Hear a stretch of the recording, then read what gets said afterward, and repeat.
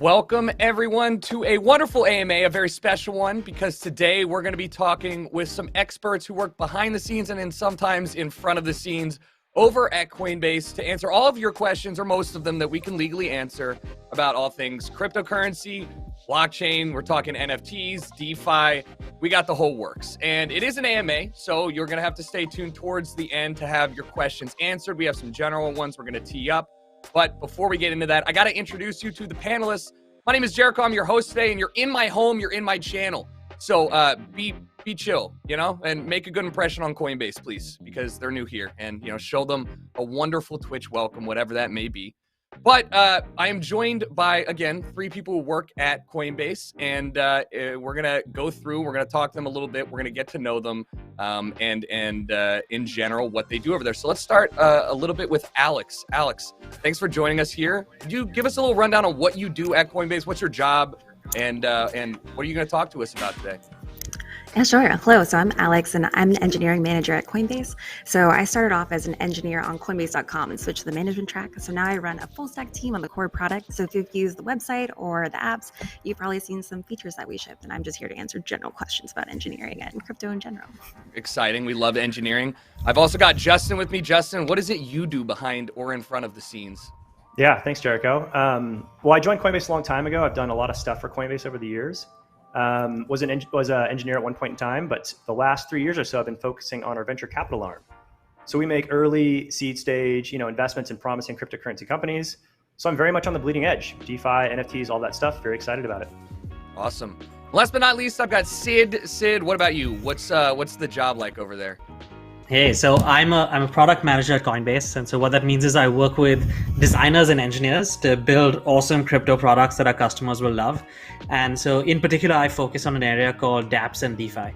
And dApps are a new kind of app that are built with crypto technology, and DeFi is a whole new financial system that's being built that's global and super efficient and 100% powered by digital currency. And so I'm super obsessed with this stuff, and I love to talk about it. So look forward to telling you all about it today. I would really hope so. We've got an hour left of this, and we have a lot of questions. And then we have everybody in chat who I see you guys spamming. What up, Twitch front page? Thanks for joining us here. Like I said, we do have some things we got to go over, but we have to start with what got you into crypto? Why did you decide to jump in? You guys are pretty much at the forefront of it. Alex, what was your catalyst? What got you into not just Coinbase, but crypto as a whole? Yeah, so I think in college, I might have had a whole Bitcoin back in the day, and a bunch of my friends were reading the white paper and talking about it, but I was broke, so if I had $2, I was spending it on maybe Shin Ramen and an egg, so I didn't really think about it again until much later when I was working in the Tech and Bay Area at this company called Medium, which is just kind of this beautifully visual platform that allowed users to post long-form content, but there was no ads. So how to pay a writer the micropayments was really hard with Finance 1.0. So around that time, a friend who worked at Coinbase reached out to me and was like, listen, if you want to do interaction patterns that no one has really done before, Coinbase is where it's at because it's on the edge of this really nascent industry. And then, I think surrounded by all these really intelligent, passionate people, I've gotten super into it since. So I've been really excited to work on it. That's awesome. And yeah, I think I had this similar story where I was sitting on maybe 2 or 3 Bitcoin because my friend made me get it. And that was a really good decision to follow my friend's advice back then. Justin, what about you? What got you interested in crypto? What got you started in this? Because you've been around for a while with Coinbase, right? Yeah, it's true. It's true. I kind of feel like my story is a little bit of a canonical example. A lot of us probably first heard about Bitcoin, but didn't jump in right away and just kind of sat on the sidelines for a bit. And then at one point, inevitably, the price just rips upward and you have all this FOMO and finally you buy one, right? So that happened to me. And then I think it's, after you buy one, then you finally go, okay, well, what is this thing that I bought? What is Bitcoin really? And you dive into it. And so that's when I read the white paper. And I kind of had this aha moment where I was like, wow, Bitcoin is doing something really unique, really interesting. And I was kind of all in from that moment. I ditched my degree and everything else and said, I got to work in this industry. I got a job at Coinbase. And I just had a strong conviction that at minimum, Bitcoin was going to be really interesting, but it had the potential to be very, very massive. Awesome. And so the rest is history. Sid, yeah, I mean, and it's good to, yeah, massive is one way to put it. And Sid, let's quickly get to you. What got you interested in crypto as a whole? Yeah, so I had a similar aha moment, right? I was actually before Coinbase, I was building a startup in India, and our goal was to help it make middle class folks give them the same access to investment tools that wealthy people have. And I found that all the banks and brokers I was dealing with were literally in the Stone Age. It was so hard to build, so much red tape, and there was no technology at all, right? And so it was really frustrating. And then I read the Bitcoin white paper like everyone else, and I was like, whoa, this is literally like, this could change everything. It's all digital. It's so much more efficient. It's global. If I build a product, it'll be available to everyone in the world. And that's it. I just jumped ship. I moved to the US, moved to Coinbase, and I made it my single mission to build something awesome in crypto. Awesome. Yeah. Really excited to get into these questions. Love seeing the activity in chat, but we have rules. We have things that we legally have to tell you we can and can't do before we get into the ask us almost everything. And by us, I mean not me. Please ask me nothing. It's all the hosts. So what are these rules? What can we talk about? We can't talk about when we're listing assets. All right. I see a lot of whens in chat. You know what? I'm right there with you guys. It's exciting to talk about new listings, but guess what? Can't do it. So save that for another time. We can't give you investment advice. Why would you ever ask me for investment advice? I don't know, but I can't give it to you. And we can't talk about individual customers or your experiences. So, tough. I'm sorry. I don't know if you guys want any of my specific advice, but I'm not giving it to you. That said, we do have some special announcements towards the end of the stream, and we will take all of your questions regarding none of those three things. So, yeah, let's get into it. Let's start off with the first one. You guys are all with Coinbase. This is sponsored by Coinbase. So give us a rundown for the first little bit. What is Coinbase? What does it do? Yeah, this is a great question. There's probably some canonical, polished answer to give. But I think that my perspective here is really that we're the bridge to the crypto economy. We want to be your trusted gateway. We want to abstract all the complexity, make it super simple, super easy, very trusted, very secure, and let you guys access this brand new world to its full potential. So with that in mind, we've actually built a suite of products for a number of different participants. You're probably most familiar with our retail app. That's the app on your phone or Coinbase.com on your web browser. This is where we make it really easy to buy and sell crypto, the first way to get involved. We also help you store it securely. We let you send it and receive it. And we're also building out a suite of other financial services to help you, say, invest, spend, earn, use crypto, and all the other new stuff coming out. If you're a business, we offer services to help you accept crypto as payment. If you're an institution or a fund, we also have a suite of services there as well. We built a prime brokerage. And that's kind of an integrated solution for all the trading, custody, financing, even yield generation and data, all the stuff an institution would need. But taking a step back, we're really just trying to help you get into crypto in the easiest way possible. And it's all in service of our mission of trying to increase economic freedom in the world.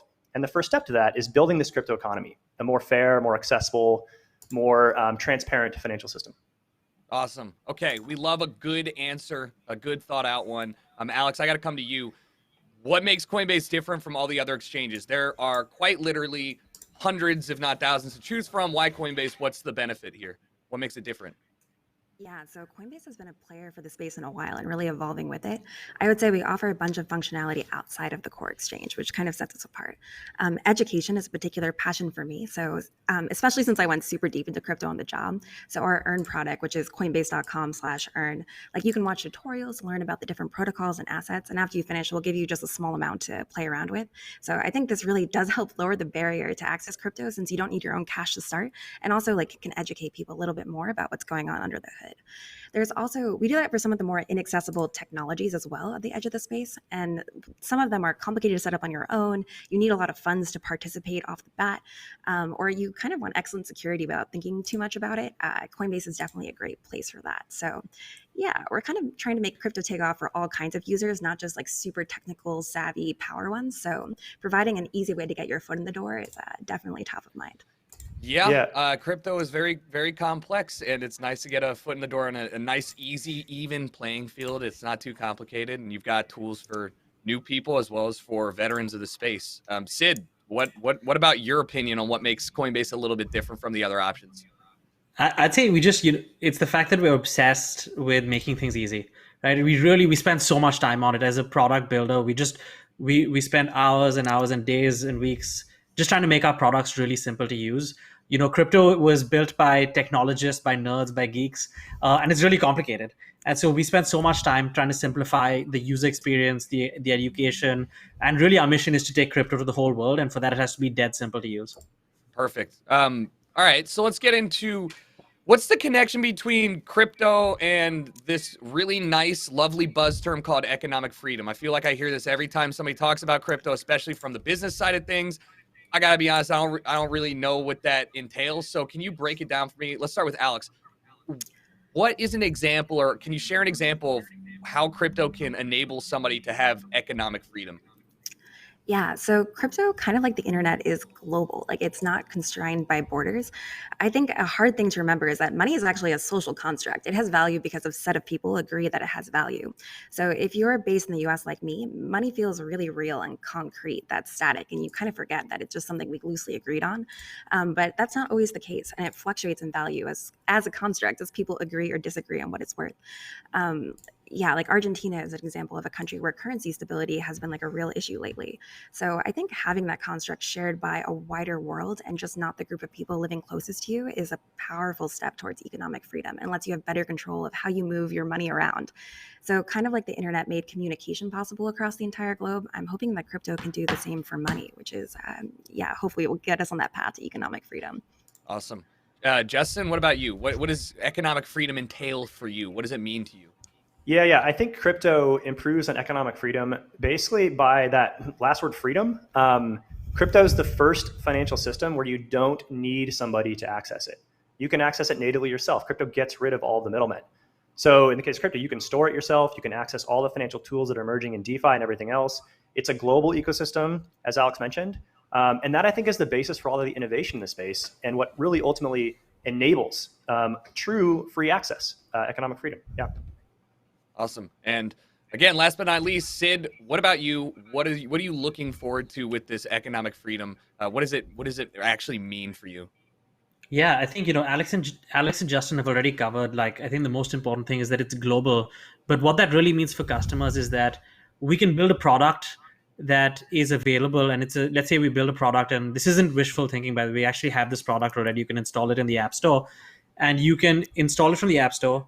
It lets you store money, send it to friends and family anywhere in the world, earn interest, trade crypto, receive money from, say, you have an international business, you have customers abroad. You can do all of that. That's a better financial services product than anything that's ever existed in the history of either finance or technology. That exists today. Anyone can install it. And so that means, whether you're in Manhattan or Morocco, you have access to the best financial service that's ever been created. That's truly economic freedom, right? Like, think of the opportunities that opens up for entrepreneurs everywhere in the world, for people that do labor everywhere in the world. So that's how I see economic freedom and its relationship to crypto. Awesome. I feel like it shouldn't need to be said, but just from what I'm seeing, probably an awful idea to input any of the keys that you see in the chat. Like, I would highly recommend you don't do that. And now that we've gotten through a little bit about Coinbase, who, this is a sponsored stream by Coinbase, let's move into something that's a little bit more broad that applies to anybody interested in crypto.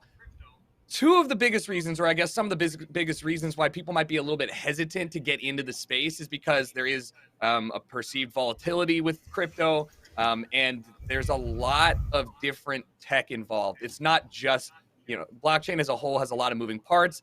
It can be a little bit overwhelming. So, volatility and not understanding the technology behind it.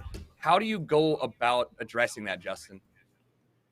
Yeah, I think we're hitting off with a pretty good question here, right? I think all of us can probably appreciate how daunting it is to think about getting involved with crypto when you watch the prices go up and down dramatically, as well as just how hard it is to understand the underlying technology. If I'm new to the space, I'd have those exact same concerns. But here's the deal, right? Whenever there's a disruptive technology, it's going to be volatile in how it comes out. It's never going to be a smooth linear graph. It's going to be a very bumpy ride. This has happened many, many times before. If you take the example of the internet, let's say you had a market price for the internet back in the early 1990s. What would that look like? I mean, it'd be a very volatile, bumpy ride. A lot of people were naysayers in the internet's potential, especially the dot-com crash, right? Like, that would have been a crazy moment. So the way that I kind of think about this is, okay, volatility, we should expect it. But it's also true that the market price of an asset, it's not really a reflection on the underlying value. It's more a reflection on the public's perception of the technology. And that's very true in the case of crypto, right? And for me, being in the space for so long and working at Coinbase, I see day to day the hard work being done, the brick by brick building that's happening, and the slow, steady fundamental growth that's pushing the space forward. And because I have a strong conviction that this technology really is innovative, really is disruptive, focusing on that day-to-day growth gives me a lot of confidence in the space. And it helps me not worry so much about the bouncing around of the markets day to day to day. Now, on the second half, right, on understanding the technology, that's also kind of goes back to the central idea, right? If you can grasp that this technology is very potentially disruptive, very innovative, then you don't necessarily have to know the nuts and bolts. Back to the analogy of the internet, you didn't have to know TCP/IP or HTTP to get a conviction that the internet was going to be massive. So I think focusing on the underlying value of the technology and trusting that smart people are solving these problems day by day and building day by day and improving on the fundamental trajectory of this industry, that helps you get involved. It helps you kind of assuage all these fears. That's a good segue, right? Because you did touch a little bit on, you don't have to know about how the internet works from point A to point B to know that it's something cool and very useful. Alex, could you give me some sort of framework about how should I think about crypto if I'm new to the space? Can you give me a breakdown on that? Totally. And so I think this also stems from the fact that when crypto first got started, you mainly had engineers explaining it. So this hits close to home. But like when you ask an engineer how Bitcoin works, they'd immediately dive into the details like, oh, there's an immutable ledger. Here's how you mine blocks. I think zooming back a little bit, a good mental model for crypto is that it's a way to securely mark a digital thing as unique, which is something that we've never actually been able to do on the internet before. And you can apply that tool of digital uniqueness to any number of things. Like currency is the first and the most popular. But yeah, actually, if you think about the dollar, how do you tell if a dollar is fake or not? Like it has a serial code, so it's unique, a hologram, maybe like a fancy paper with a unique weave that's hard to replicate. Crypto as a concept is a way to apply those signifiers of uniqueness to digital things using an algorithm or a protocol. So now it's expanding digital art, even how to make decisions online, like who gets a vote and how do you guarantee those are unique, and all sorts of interesting use cases I think we'll dig more into later. Yeah, I'm sure we will. And Sid, do you have any other frameworks that you'd like to add, any other perspective? Yeah, I think one area which is my favorite area of dApps, right? And it's like a whole new mental framework for something that's never existed before, which is money apps. So you know how today if a programmer writes a program, it's moving zeros and ones, it's moving data, it's moving photos, right? Maybe it's moving texts or tweets. But imagine if a programmer could write a program that moves money, and you could write all these rules. So if you wanted to write a bank, you could just write a program that is a bank.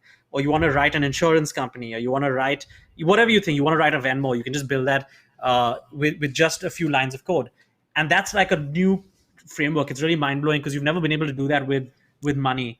And that's like what the dApp space is about. And that's like a whole new mental model. Just because you can do it doesn't mean I can. I'm not capable of doing any of that, but I'm sure somebody in the chat is. This is my favorite question, and again, if you guys are in the chat, we have an entire section dedicated to your questions that you can ask in chat a little bit later on. We're trying to get a nice baseline for anyone who's new to crypto and anyone who's a veteran, so don't worry, we are going through some questions. But this is my favorite one. Okay, Justin, why are people paying so much money for a Bitcoin? What's going on with that? Can you explain it? Indeed, yeah. What is going on? Yeah, exactly. It's funny. I used to teach an intro to crypto course at Coinbase, and this is what I led with. Now, the real answer takes about 45 minutes, very comprehensive. So I'm going to try to give you guys like the short, simple version. At the end of the day, it boils down to this idea that crypto is really innovative, and innovative technologies tend to be disruptive. So if you can sit back and ask yourself, all right, like how big can crypto get? Well, I mean, from my perspective, it'd be pretty massive. We're disrupting money. Sid's talking about programming money in programs and building a Venmo with a few lines of code. That's huge, right? It's probably a big number. Now, I'm saying this with a straight face. Hopefully I'm not drinking too much Kool-Aid here, but I really do think it could be massive. And then the second thing is if you also sit back and ask, okay, well, what's the probability that crypto reaches that potential? Okay, it's a hard question to answer. Certainly it's not 0. Certainly it's not 100. It's somewhere in between. But if you just multiply your expected probability with the total addressable market that crypto could achieve, you end up with a pretty big number. Now, this is kind of the reason at the end of the day it's so expensive, because a lot of people see immense potential in this technology. Now, your number is going to be different from mine because we have a different perspective on what that potential is, what the risks are, et cetera, et cetera. But it's because people see a lot of value in the technology. Gotcha. So you see a lot of value in the technology. I see value in technology. That's why, or in this technology, that's why I'm interacting with crypto, and I have for years. Alex, explain it to me like I'm dumb. Like I lick window. I was in timeout for eating all of the glue at paint class in like elementary school. At the most basic level, why should you consider holding crypto? Like bottom of the barrel. For sure. So you should hold crypto to get your foot in the door and have a stake in this future of money. I would say crypto right now feels like the early internet. So I don't know if you remember GeoCities, but it was crazy. Like you could pick out all your own colors, you could inject random JavaScript into your page. I definitely had like a hot pink sparkly mouse cursor. I was like very proud that I finally got working. But Facebook or Instagram would never let you do that today. So GeoCities sort of felt like you can tamp down your corner of the internet, and all of these technologies that make it work were really exposed and you can play with them. And that's kind of how crypto feels now, where anything is possible. So I think it's an amazing time to get involved. But definitely agreed, if you want to use it as an investment, it's intimidating unless you're already financially secure. And honestly, that was a big barrier for me getting involved initially. So I would say DeFi is extremely cool and lowering the barrier to financial services that can be inaccessible depending on where you live. So it's worth checking out. But if that doesn't make sense for you, there's lots of other ways to get involved and reasons to hold. Crypto is an ecosystem. You basically have all these groups of people hacking at it, thinking of different ways to apply this concept of digital uniqueness to like a variety of problems. So some of the other emerging applications that you could buy and hold is like, one, you could buy digital art to fund a project or pay an artist that you like and want to support. All of it's open source, so you can roll your own thing. There's also ideas like governance, which is like, yeah, how do you get a group of people on the internet to make a decision? Like who gets a say? And by holding some of a crypto asset, you can actually get that say and shape the future of a project, which I think is really powerful.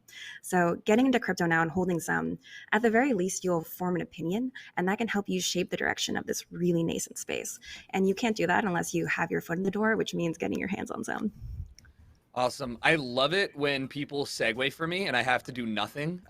So DeFi, you mentioned it. It is a very hot topic. And if I'm going to be honest with you, the concept of DeFi, I see it in like every dating profile now in LA. Like it's a kind of a complicated process. So can you explain what DeFi is, and more importantly, like, why it's important? Let's start with Sid for this one. Yeah, so you remember I told you earlier that anyone can now write a money app, right? And that's basically exactly what's going on with DeFi. DeFi stands for decentralized finance, and it's a phenomenon. It's, the simplest way to explain this is that all of Wall Street, every single financial service you use, your bank, your Venmo, everything is being rewritten as an app, and it's being rebuilt on the blockchain. And what that means is that most of these financial services firms that you use today, they're only available in your country. They may not be available elsewhere. They're not interoperable. No one can start them, right? Like you need to be a billionaire to start a bank if you want. All of these are available. Anyone can now start their own financial service. Anyone can use this financial service. People can improve these financial services the way you would update a program. You install an update to your phone. That's how you would improve this financial service. And then another really powerful thing is, most financial services today, they run by skyscrapers full of 5,000, 10,000 people. And there's all this like paperwork and files and bureaucracy. These DeFi apps are sometimes written by 2 or 3 people in a garage, literally the old cliche. And they're growing so fast because they're so efficient. They're growing so fast that very soon they will be competing with all the financial companies that you use today. So yeah, so that's DeFi. It's really amazing. The world has never seen anything where you could have a money app that the whole world is using. I can deposit some crypto into a DeFi app. Someone in Brazil can borrow that money. I could trade crypto with someone in Switzerland or Zimbabwe, and we're all on the same system, using the same and inside the same ecosystem. Awesome. Justin, do you have anything to add to that? That was a pretty complete answer, honestly. Yeah, it was pretty complete. Maybe I'll try it from another angle. So the analogy that I like to use, and it's honestly very similar to what Sid said, but DeFi is really built to the internet in a way that makes it accessible, programmable, and usable for everybody. So if you think about it, much like the internet, how that made it easy for anybody to create, share, program information, DeFi is doing the exact same thing for money and finance. And so once you think about this and, okay, we put financial tools onto the internet, what does that look like? There are a lot of characteristics that Sid kind of touched on here, and I just kind of want to run through them real quick, right? So one is it's inexpensive. You can access this ecosystem with, 50 cents for a transaction, maybe a little bit more if it's busy, whatever.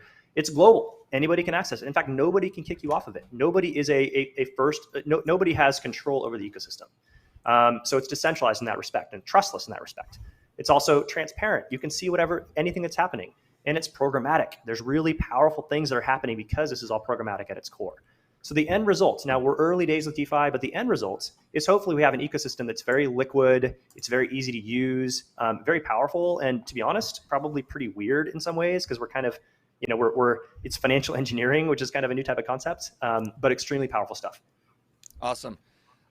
This one's going to be a fun one because I have a lot of friends that are involved with it. It's kind of a hot topic here. NFTs in the art world. This has been a huge driving factor for a lot of people, who haven't even been interested in crypto now, opening their eyes to it. They see, I see a lot of my musician friends and artist friends getting, incredible return on the art that they have previously not been able to move around, not being able to sell. It's really some awesome stuff. So, can you explain what an NFT is? Isn't it just a JPEG? What's the deal here? Yeah, I'm happy to dig into this one. So you can think of an NFT like a digital autograph or a watermark. It stands for non-fungible token, which is the technical term, but really what it means is that it's unique in and of itself. Kind of like the dollars from before with the serial number or a Bitcoin. They're two unique things, but if you exchange them, they have the same value.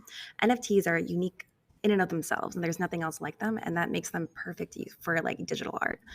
I would say within the digital art sphere, you can think of really two different kinds. One is more like an autograph that's a little separate from the piece of art itself. And that autograph is almost like a signature from the creator being like, hey, this is real. And it's like the legit one. And even if someone copied this painting stroke for stroke, that's a replica and it's not the original. The second use case of the technology leverages it a little bit more intrinsically, which I think is particularly cool. And you can create generative art. So you might have heard of CryptoKitties or CryptoPunks, which is like two of the really early projects in this space. But in that case, the NFT is more like a dice roll that changes the color of the cat or whether you get steampunk goggles or not. Another good example is like an NFT is almost like a Minecraft seed where you have that little hash that you can generate an entire digital world off of. And so even though Minecraft's worlds all visually feel the same, they're unique and individual. And if you have the seed, like that one's yours and no one else can have it. And that's the use case I'm really excited about and what people do. Did you I didn't mean to interrupt. I was like, did you just pull that one out of thin air? I feel that was a really good one. That was a good reference. Oh, thanks. I love Minecraft. So that one was actually top of mind for me. But yeah, I would say also people ripping off other artists online has been a huge issue from the beginning. I just remember back in the day on DeviantArt, these really popular artists would just throw these massive watermarks over like the face of their subject, because if they didn't, someone would download it and upload it as them verbatim and kind of knock them off. So like that massive watermark kind of destroying the work became the solution. And I think NFTs can be a better one.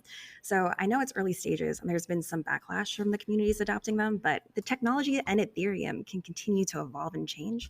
And I'm hoping they become a real tool to help provide artists with rights and control over their own creations and unlock all kinds of new art that we haven't seen on the internet before, which will be especially rad. Awesome. Yeah. I mean, this NFTs are exciting, and they're exciting because, eventually I could see me getting involved in doing some of my own. Alex, I know you just answered that, but what are ways that you see content creators or people like myself getting involved with NFTs? How could they potentially benefit me? Why should I care? For sure. So I would say NFT is like the most accessible and easiest flavor of crypto for creators. So you can kind of think of it like a new tool in your toolkit. So unique limited edition runs of digital things haven't been possible before. With NFTs, they are. So kind of like how you could drop sneakers or a set of like exclusive prints. Now you could do that with your digital projects. To get a little technical, NFTs also leverage Ethereum, so you can use smart contracts, which means that you can have some code in how it changes hands. So let's say every time something is sold, you can get a piece of money or something else, to be honest. So with an NFT, you sort of have like true ownership of your creation. It's not the platform you posted it on, it's you. So you can profit off it and take it across the internet. And I think you guys will think of lots of interesting ways to leverage it. But yeah, like fundraising, avatars, it'll be cool. Awesome. Yeah, Justin, do you have anything to add on that? Like, why should I be excited from a content creator's perspective? What do I have to offer to the NFT space? Yeah. I think Alex definitely kind of hit the nail on the head in a lot of ways. Another dimension that I want to call out, though. So NFTs, they enable you as a content creator to know who your biggest fans are. It's for the first time that we've actually had an ability to kind of recognize who the people are that would be willing to spend money on your unique digital art or digital creations.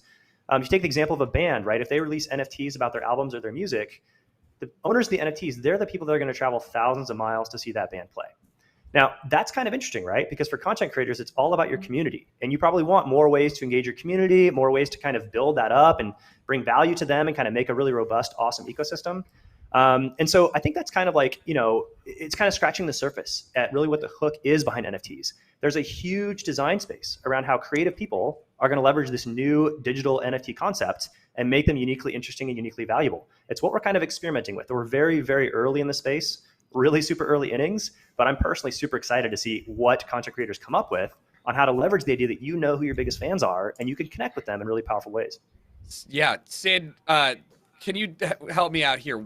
Give me ideas. What am I doing with NFTs now that I know exactly what they are? Like, what are some ways that I can get involved? So one thing I find really interesting about this space is, this it's a very real life example, right? If you're an artist, you sell a ticket, or you sell a limited editions of something you made, and you sell it for $100, and some scalper grabs it and sells it to some hype beast for like $10,000, and you made none of that, right? You didn't get to profit from it. It's not your work. Some middleman went and stole all of that value that was created, and so there's some really NFTs let you do really innovative things there. So, for example, you've probably heard of RAC, the musician, right? I'm a huge fan of him, and he sold a music album as an NFT. And I think the initial starting price was $20, and now it's being sold for like $1,000 in NFT markets. And every time a sale happens, RAC gets a small commission on that sale. And so that to me is fair, right? It means that this artist continues to be rewarded for something they've made. And so, if you were to make an NFT, that's pretty awesome, because you would, it's not something like it's a one and done. It's a continuous relationship you have between the people that are consuming your content, and it's continuing to reward you over time. Awesome. Yeah. We have to talk about some of the more very serious and very important things, but maybe not as interesting. We're at a very, I should say, a very high point in crypto. A lot of excitement, NFTs, DeFi. Everybody's, all eyes are on crypto. Who are the figures in the community and the projects that you actually follow? Is there any recommendation for people who are watching in the chat, who are just getting started and learning about crypto? Like, what's your best source of information if you're just walking in and saying, I'm interested? Oh man, so Camilla Russo, she's the best. That's Russo.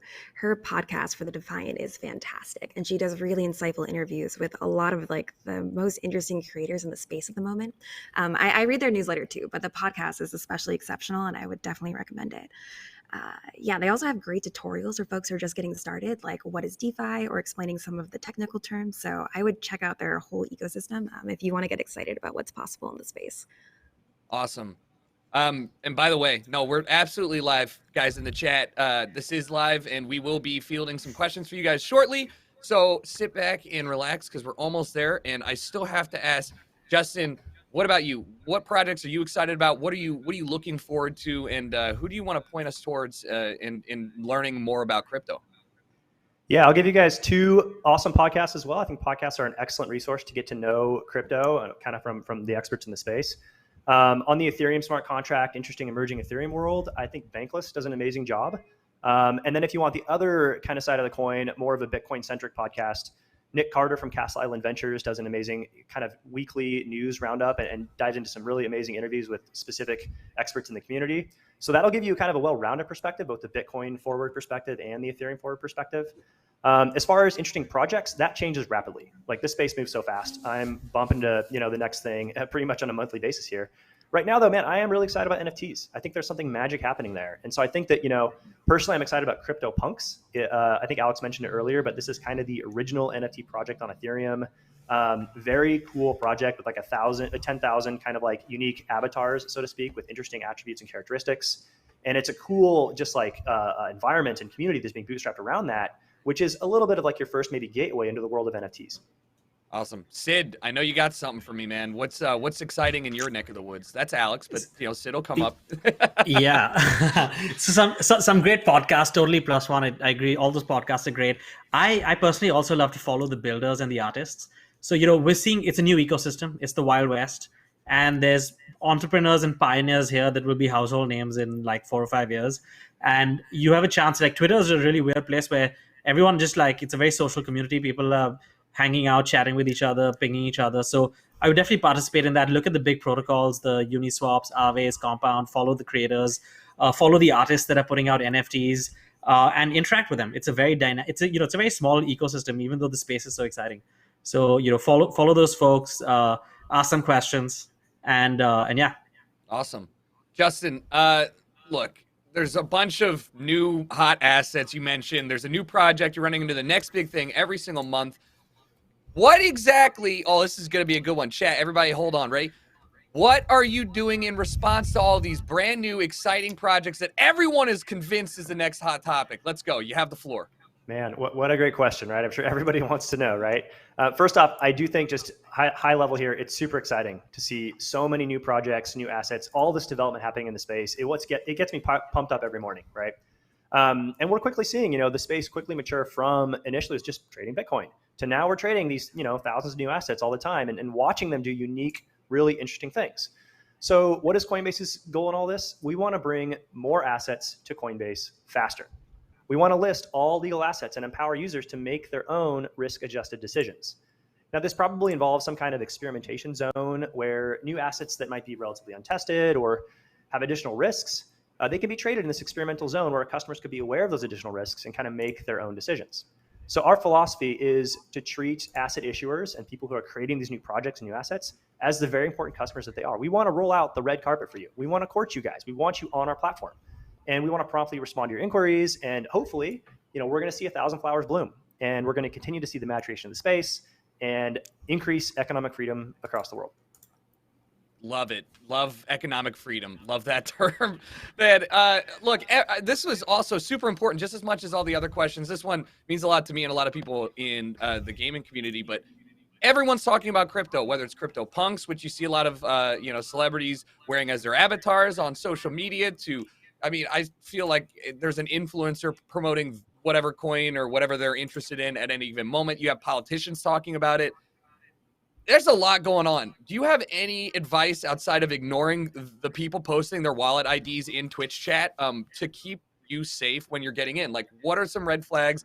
What is the best practice to getting involved with crypto safely? Yeah, so I would say the most important thing to remember is that crypto projects are groups of people and specifically teams of people that are hacking at things. And they're proposing new ideas on top of a quickly evolving ecosystem. And investing in them isn't just investing in the asset and what they're making, it's that team. So do your research and remember that humans are humans and they also have human motives. And you should probably have an inkling of what they are before buying in. Yeah. Humans are humans, and we all have motives. So, Justin, what do you have to add to that? Yeah, I think my advice is pretty simple. It's certainly true that anybody who encounters crypto for the first time, you're going to be confused, right? This is a very, very challenging, it's technically complex. We've talked about this a lot today, right? And so the end result, I think, is, you naturally seek out friends or trusted sources to tell you what's going on. In fact, you probably got involved because somebody told you about crypto and mentioned how exciting it was. But I think that you just need to be extra discerning about, who are these people? How much do they really know? Can you really trust them, right? So, for example, do you know this person very well? Do they have your best interests in mind? How much do they actually know about crypto? Could it be a situation where it's kind of the blind leading the blind? Maybe they're learning from somebody who has ulterior motives. Do they themselves have ulterior motives? We have definitely seen instances in the space where people get paid to shill a project and they have no idea if it's good or bad, and just trying to pump it and make the price go up. So there's certainly sharks in the water here. And I just want you guys to be extra discerning about who you can trust. And you're asking yourself that question. I think to make it simple, just learn from objective sources. Go to people who have, a vested interest in giving you an unbiased perspective. I think Coinbase is one of them. And, we do want to help our customers and everybody really understand crypto from an unbiased, fair perspective. Specifically, maybe try out coinbase.com/learn as maybe a starting point to get your questions answered. Yeah, I, for one, am shocked that somebody would go on the internet and say things that maybe would lead to your demise. Like, you're telling me the Twitter search function is not where I get my investment advice from? That's crazy. Sid, do you have some advice that you might want to impart on the Twitch chat? I'd say just learn as much as you can. These are all cool new projects. There's so much cool stuff happening. If you learn something and you're like, hey, this is actually really cool, it could change the world, maybe that's a good start to making a decision to buy. So yeah, the more you learn, I think the more equipped you'll be to make good decisions. Awesome. And it's time for the part that really all of you guys in chat have been waiting for. It's the actual AMA time, and we've got a pretty nice little extension here. So you guys can start upvoting and downvoting on the AMA extension right now. If you don't know what that is, it should be on the right-hand side of your screen when you mouse over it. You'll have questions that you can submit via !AMA, and then we will pull some of those so you guys can upvote and downvote the questions that you'd like for us to answer. In the meantime, while you sort that out and you figure out what exactly you're interested in talking about, we got to do a broad general one. This is going to, I guess we'll start with Alex. how can someone like me start working in crypto or DeFi projects? Like if I just decided right now this is something that I'm interested in, what do I do? Is there a college for this, or am I just like going to the internet college? What's the situation here? So it's definitely the internet college, but if you're an engineer, I think crypto is one of the most exciting fields to work in. But we also need like designers, PMs, data scientists, branding. If you have good taste, please join crypto. It's the future, and it should look so much cooler than it does now. But even if you don't want to join an existing project, like all these technologies are open source, so you don't have to join a project to participate and create your own. There's also forums you can weigh in. There's this new concept called DAOs, which are like decentralized companies that only exist on the internet. Yeah, poke around. There's lots of ways to get involved. Awesome. And Sid, you got anything more for me to add? Yeah, I would say two trends to catch up on. So if you're a creator, absolutely go and make your first NFT, put up your first song as an NFT, put up your first photo, whatever it is, just try it out. You'd be surprised. I know friends that have put something up on the internet and someone bought it.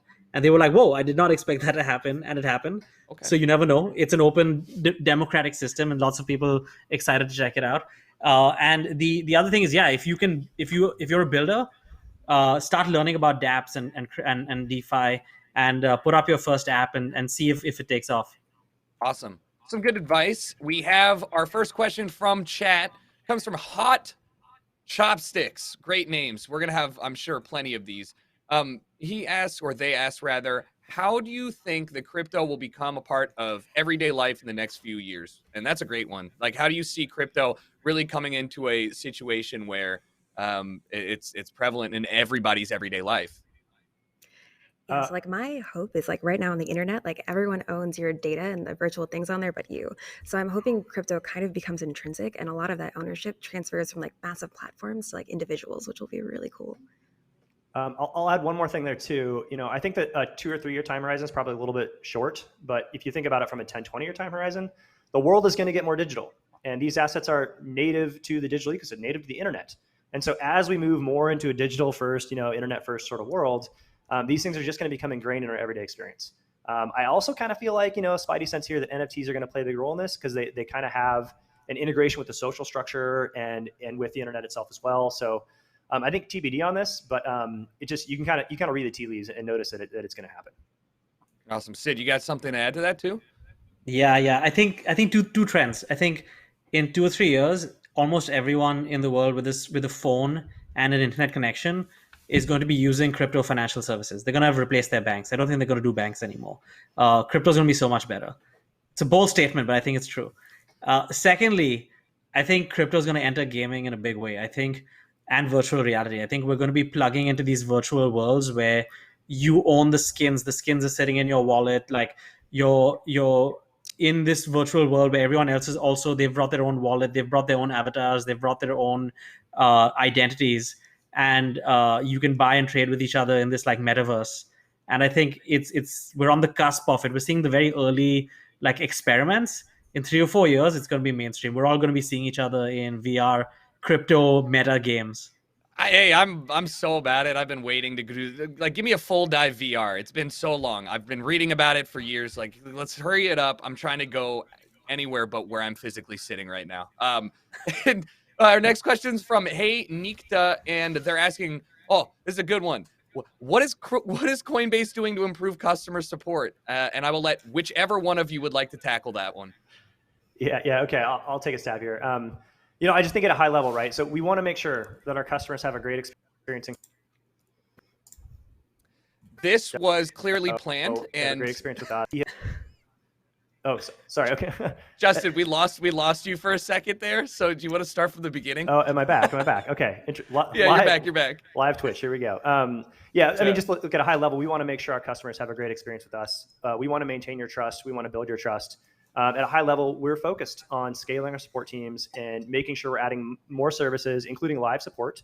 I think to get the latest on what's happening, I'd encourage you to go to our blog.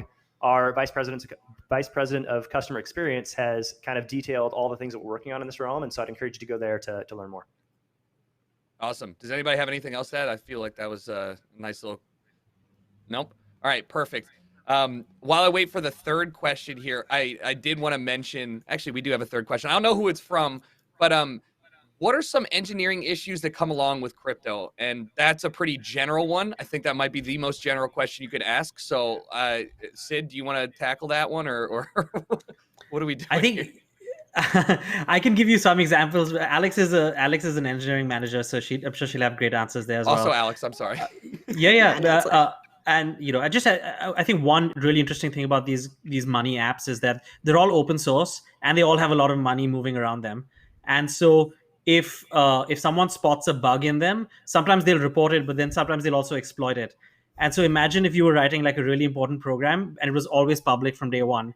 It puts a lot of pressure to make sure that these things are done right, because the vulnerabilities are there for everyone to see. It's actually something that makes crypto great.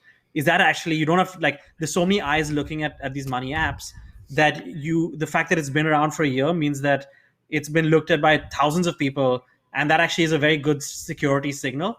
But I'm sure there's a bunch of other issues as well. So over to you, Alex. Yeah, so like definitely what Sid said, like compared to other places that I've worked, people are so much more incentivized to try to hack you and like look for vulnerabilities. But also it's sort of like open source supercharged. A lot of the problems, like many different people are thinking of ways to tackle it, and you're kind of incentivized to keep the ecosystem together so things can still be exchanged and there's still some like fundamental ways that you can interact with them that you can sort of expect. It makes coding easier. Like for example, scalability is one that's like top of mind, where you're trying to think like, oh, there's too many people and we can't handle the scale. How do we do it? There's like 4 different ways that different people are coming up with, but you want to make sure that those tokens are still interchangeable and they're easy to use, especially in this ecosystem that's popping up, that's DeFi. So I think wrangling everyone and keeping them together and making sure that different solutions are interoperable is definitely top of mind as well. Can I just add something real quick too? I think you're not allowed. No, of course, yeah. I think crypto is a really interesting conflation of so many different disciplines. Like to make crypto work, a distributed, decentralized network work, you got to be expert in so many different fields and like make it all come together in this crazy jigsaw way. And we've done it. We've made it work, right? But it does mean that we're solving some of the world's most challenging problems, and we're facing new issues that haven't been solved before. So if you're an engineer and you like solving new, interesting challenges, I would encourage you to get involved in crypto. Whether it's with Coinbase or somebody else, these are really awesome challenges that we're trying to solve. And boy, if you love that, you're really going to love it. Awesome. All right. So this one's a pretty general one as well. And it's one that I'm curious about. How safe is crypto compared to normal currencies? I feel like this is something a lot of my friends talk about when they're not necessarily sure about what's going on or in general how it works. So how safe is safe? How safe are cryptocurrencies compared to my dollar in my hand? Interesting. Yeah, I'll take a stab at this one. So I think that like at the end of the day, I kind of view crypto as more safe because it's transparent. Remember that these are, again, like a decentralized system means there's no single party that controls it. It also means that everybody can analyze the code, know how it works, and look at it.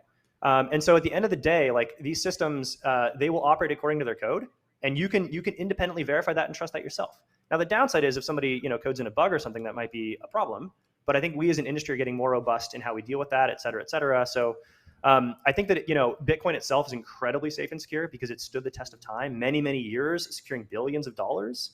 And then you go down to the newer stuff that might be more innovative, more pushing the envelope or whatever. We might want to make sure there are a lot more people looking at that to make sure it's safe and secure. So it's going to be a little bit of a shades of gray type of scenario here. But the blue chip assets, 100%, it's very, very secure, very, very safe, and I'm putting my own faith in it as well. Awesome, good answer. Chat, if you guys want to vote on specific questions that are actually being pulled from chat, make sure you mouse over the extension. Actually, I don't know how it works on mobile, but mouse over the video player and you should see the extension pop up. You can upvote and downvote questions. You have 10 votes, so use them wisely. While I let you guys do that, I'm going to read this question. I don't even understand half the words, so please let me know what's going on. How do you see moving into L2 scalability solutions? Yeah, so I would say that like this is probably the most important engineering problem to tackle as quickly as possible. Really, one of the bottlenecks in some of the basic protocols is that there's too many people and we can't accommodate the scale. So moving into L2 is sort of, it makes it more accessible to everyone, and it'll hopefully lower gas fees across the board. Yeah, so it's definitely top of mind, and I'm really excited to see this roll out more widely. Yeah, and we're already actively engaging with just for context, layer 2 is a layer of solutions that operate on top of the main blockchain and let you do faster, cheaper transactions. And so we're already, we're excited to see there's like so much innovation here that there's actually at least a dozen solutions. We're excited to engage with all of them. And so On our products like Coinbase Wallet, we've already added support for 5 or 6 different layer 2 solutions. We're excited to see where developers choose to build, where users find the best experience. And yeah, we want to see this ecosystem grow. And I can tell you just as a personal anecdote, today people will often pay $30, $40 for a transaction. They'll have to wait for 5 minutes if there's congestion. With the new layer 2 world, you move to 10-cent transactions and 2-second wait times, right? It's almost like when we moved from dial-up to broadband, and that leapfrog is happening as we speak. It's live. It's like the entrepreneurs are building those solutions right now. People are testing them out. And we're just at Coinbase, we're excited to support all of this innovation and bring them into our products so our users can benefit from it. I'll throw in a few words as well. The question was, how do you see it playing out? And so I think that we can all agree that like layer 2 solutions are a part of the future and a part of the tech stack crypto needs to develop. The path here really is getting developers to start building on those layer 2 networks. And we really do also need to, in conjunction, make really easy, seamless roads into those layer 2 networks. So, Sid mentioned Coinbase Wallet and the integrations we're doing there. We need to be able to make sure that people can access them, and then developers can build apps on them so that it's kind of like a comprehensive ecosystem. That's all being built out now, right? That ecosystem is kind of being proved out right now. We're, again, early days in this world. But that's the thing to watch really is like the user adoption and the developers building on the different layer 2 solutions that exist. Awesome.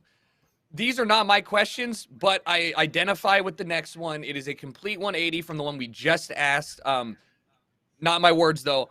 I don't know anything, but I've got the app for Coinbase. What do I do? How do I start? What do I do? I've got it installed. What's my first step? And we can all answer this. So if we want to start with Alex, we'll go from there. Yeah, so I mean, you could definitely just go ahead and press that big blue buy button to like pick something out. I would say if that's like a little intimidating, like the earn part of the app, which I talked about before, is great. Like you can watch like a little tutorial about any of the protocols that interest you. You'll learn a little bit about it, and we'll give you some for free.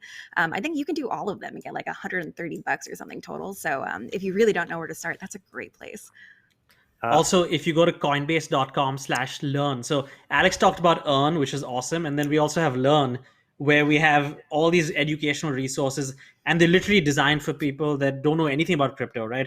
It's literally your first day, you've just installed the app. And so definitely check out Coinbase Learn as well. We put a lot of love into that to help people understand this amazing and kind of crazy space.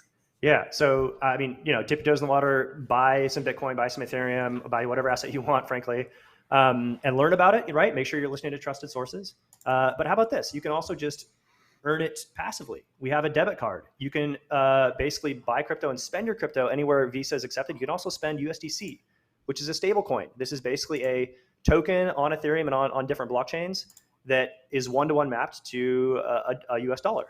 And so you can spend that in stores. And when you do, you have the option of receiving 1% cash back in Bitcoin or 4% cash back in a different cryptocurrency called Stellar. And so spending in any store anywhere for whatever you're doing, you can also passively earn crypto. Nice. Awesome. I mean, yeah, I feel like you could also just go on YouTube or Google or whatever you want to do. But there are some good things in app that if you don't know about specific projects, I know it pops up all the time when I use it. It's like, hey, earn $3 and learn about what this project is. And I'm like, I do want $3, so I'm going to go ahead and go through that. But it's nice to have different options and abilities to go through it. So Manish526 asks, how do you decide to list a project? Do you have a set of criteria? What is the listing system like? Have at it. I guess I'll take this one as well. I mean, honestly, I can't really talk about this. But I'll just mention we do have a very rigorous process for evaluating new assets from the legal perspective, from a security and compliance perspective, a whole host of other risks. As I mentioned, are to list all the assets that are safe and are legally eligible to do so. And so we obviously want to get to all the assets that are out there. And there's a huge process that's involved to get there. But stay tuned for more assets that are going to be listed. Awesome. I like it. Nice and succinct. We've had a solid hour of questions that I understood, some that I didn't, and I hope that everyone here got a little bit of something from it. Before we leave, and we do have a significant announcement at the end, can you each one of you tell the viewers something to look forward to from Coinbase specifically before the end of the year? What's in the pipeline? We got, I don't know how many months, I can't count, 4 months left in the year. So starting with Alex, what's exciting that you guys are working at? Oh, definitely keep your eye out for ETH2 staking. If you click into Ethereum on the app, it's like on the main page.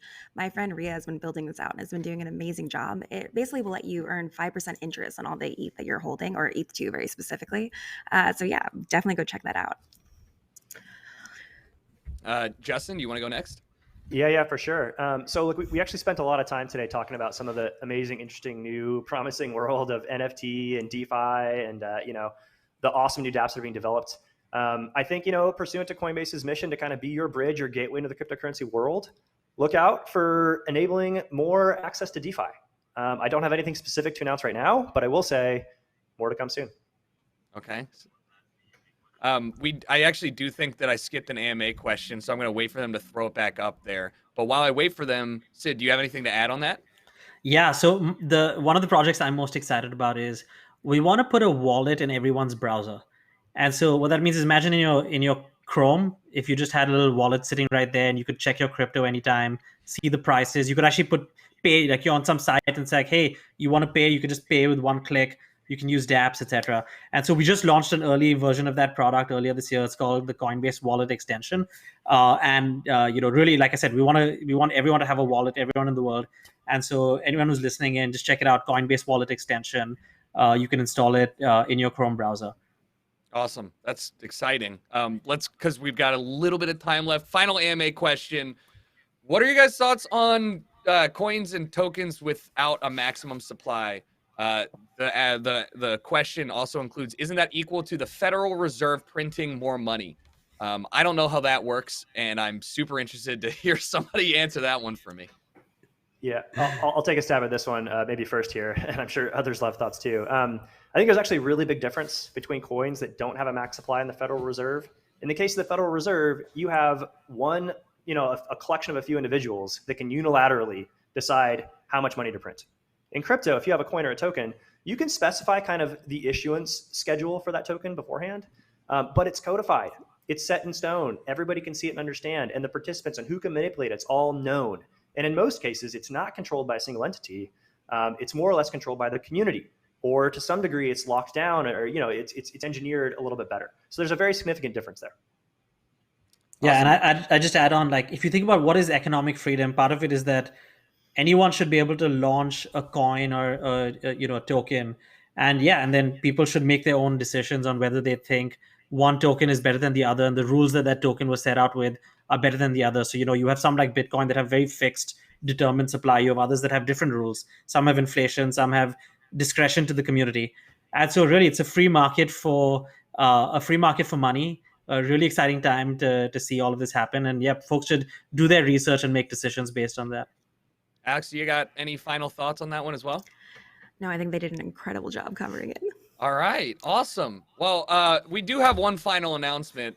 Before I get into it, thank you to Alex, Justin, and Sid for joining us. It's been an enlightening time for myself. I feel like I've learned quite a bit more. But I have to read this verbatim because the legal team will sue me if I don't. Chat, if you want to earn some, hold on, let me actually read it verbatim. If you haven't signed up for Coinbase yet, check out @Coinbase on Twitter. That's @COINBASE on Twitter to learn about how you can get a chance to win up to $500,000 worth of Bitcoin if you sign up today between today and August 25th. So, again, you have go ahead and head over to @Coinbase on Twitter, at COINBASE on Twitter, to learn about how you can get a chance to win up to $500,000 worth of Bitcoin if you sign up between today and August 25th. That's a lot more than 100 gifted subs. It's a lot of money. So I would probably jump on that if you haven't already. But I digress. Alex, Justin, Sid, thank you for joining me. I appreciate it. It's always fun to talk with people who are excited and interested in some new stuff, and especially since I personally have used Coinbase for the better part of 5 years, it's nice to talk to you guys. Thanks, Jericho. Thanks. Thank you so much for having us. This was a great time. Awesome. Well, chat, there you have it. Again, @Coinbase on Twitter if you guys want the option or the opportunity to win some Bitcoin. And I think that wraps it up for us over here. So thanks for watching, and we'll see you guys if there is a next time. Talk to you guys soon.